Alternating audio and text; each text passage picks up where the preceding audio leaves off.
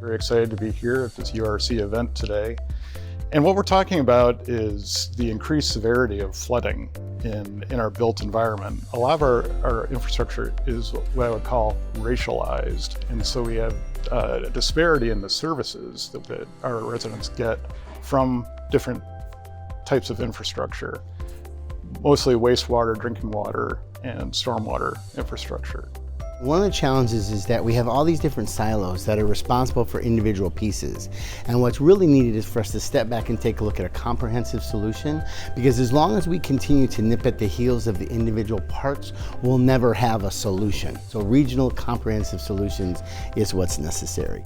These are deeply cultural and social issues that we have to work on to advance the technological innovations to make sure that we have basically equity in services across the residents in City of Detroit, for example.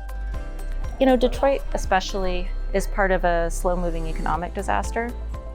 So the households in Detroit, I think, share some of the common problems that you see in hurricane zones as a result of the special kind of disaster that Detroit has experienced in terms of economic decline. When you look at people in marginalized communities or low-income households where some of these large-scale flooding events take place, they don't always have the money to either pay for a new furnace or a water heater or cleanup to prevent mold from growing in their homes.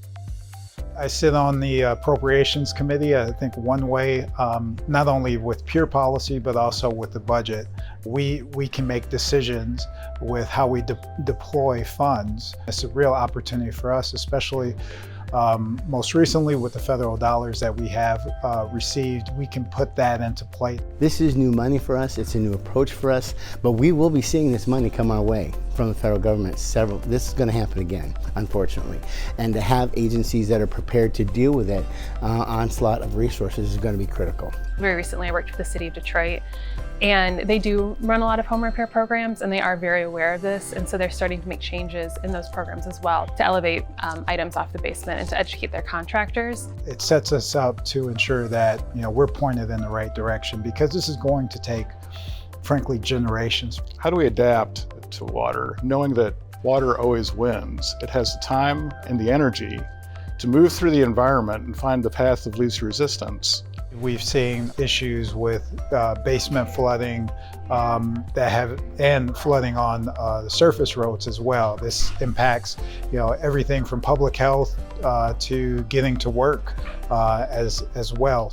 So there's a need to replace our infrastructure, and as somebody commented today, even if we weren't having catastrophic flooding every other year, we would still be having these conversations about infrastructure failure. But for residents and for people like homeowners like myself whose basements are backing up, we really need to be doing other things to adapt to the reality of climate change, and those things we can be doing quicker.